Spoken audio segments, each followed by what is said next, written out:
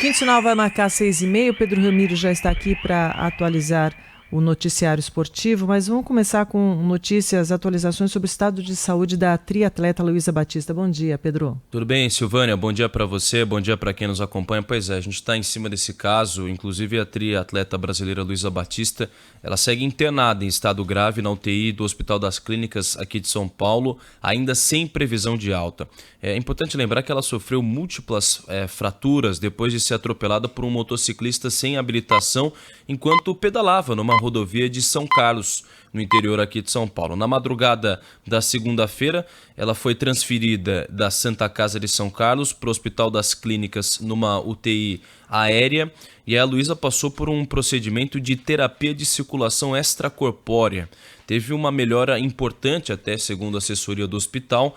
E essa técnica, inclusive, aproveita de alguns dispositivos mecânicos para fornecer um suporte respiratório. Então, segundo o último boletim médico, a saúde da Luísa Batista requer vigilância contínua. E depois, numa rede social, o irmão dela disse que a luta segue muito grande. A gente está em cima dessa situação envolvendo a Luísa Batista. E continua a nossa torcida para ela se recuperar e rapidamente, né? Pedro, vamos falar então do esporte. Tem novidade, contratação? O que você tem para nós hoje? Pois é, ontem eu até esperava um pouco mais do Natal, sabe? Os clubes podiam aproveitar o Natal, vamos anunciar, tá tudo fechado, mas por enquanto tá tranquilo, sem paz. Aliás, eu esperava até que o...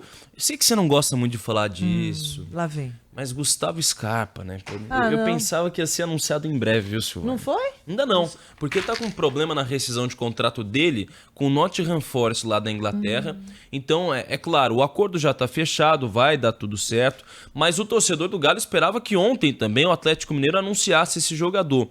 Então, por enquanto nada, mas a gente tá em cima disso. Agora, a novela continua com relação a Caio Paulista, que é o atleta que pertence ao São Paulo, e o Palmeiras está muito próximo de fechar contrato. Essa contratação muitos podem chamar de chapéu, uma reviravolta. O fato é que o Palmeiras vai tirar um jogador que pertence ao Fluminense, é verdade, mas que continuaria na equipe do São Paulo.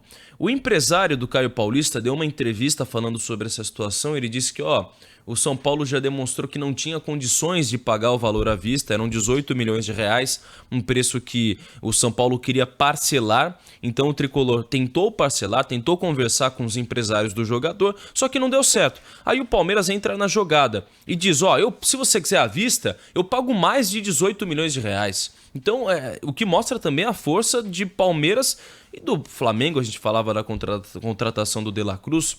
Desde 2009, Silvânia, o Flamengo gastou mais de 1 bilhão de reais em contratações. 1 bilhão de reais. É uma disparidade muito grande em comparação aos outros times. A gente pega o Fluminense, esse time campeão da Libertadores, o Fluminense gastou cerca de 30 milhões de reais para montar esse time. E esse ano não conquistou nada, né, o Flamengo, né? Exato. O Flamengo não conquistou nada, nem Campeonato Carioca. Como eles gostam de fazer a provocação, ficaram no cheirinho, né? Porque não houve título. Não foi um ano pro Flamengo, não. E o Gabigol? Fica, não fica? Então, essa é uma grande dúvida. Há quem acredite que o Gabigol tá forçando a renovação de contrato. Ele tem contrato com o Flamengo até o fim do ano que vem. Só que há algumas exigências que acontecem nesse meio do caminho, até do próprio empresário do Gabigol, para uma renovação de contrato, ainda estão sendo definidas. Quando que eles vão de fato definir? No ano que vem. Deixaram para o ano que vem, a partir de janeiro eles já começam a dar uma olhada no contrato do Gabigol. O Gabigol disse que quer permanecer, fazer o último ano dele no Flamengo. O Marcos Braz, vice também do Rubro-Negro, disse, não, a gente quer o Gabigol, tudo certo. Mas por enquanto nada fechado, a gente está de olho em cima dessa situação. Os clubes estão se movimentando, por enquanto bem tranquilo. Hoje tem algo que acontece interessante fora do país. Na Inglaterra, o campeonato inglês tem o chamado Boxing Day. O que é o Boxing Day? Quando as equipes jogam todas ao mesmo tempo, no mesmo dia. Então, de 10 rodadas da 19ª rodada do campeonato inglês, 5 acontecem hoje. Depois elas vão ser distribuídas 3 amanhã e 2 depois de amanhã. É importante até lembrar a história, por que eles comemoram o Boxing Day.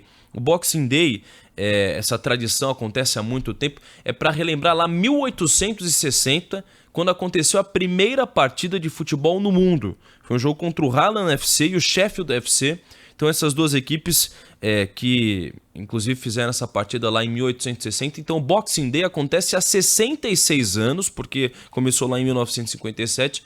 Então a gente vai ter essa tradicional rodada. No Campeonato Brasileiro ainda tem um pouco, mas na Inglaterra já é uma tradição um pouco mais longa, né? Legal, Pedro. Pedro também é história. Até daqui a pouco no Primeira Hora. Valeu, Silvana. Cultura, né? É cultura também. Então tá bom. Beijo, gente. Até já, Pedro.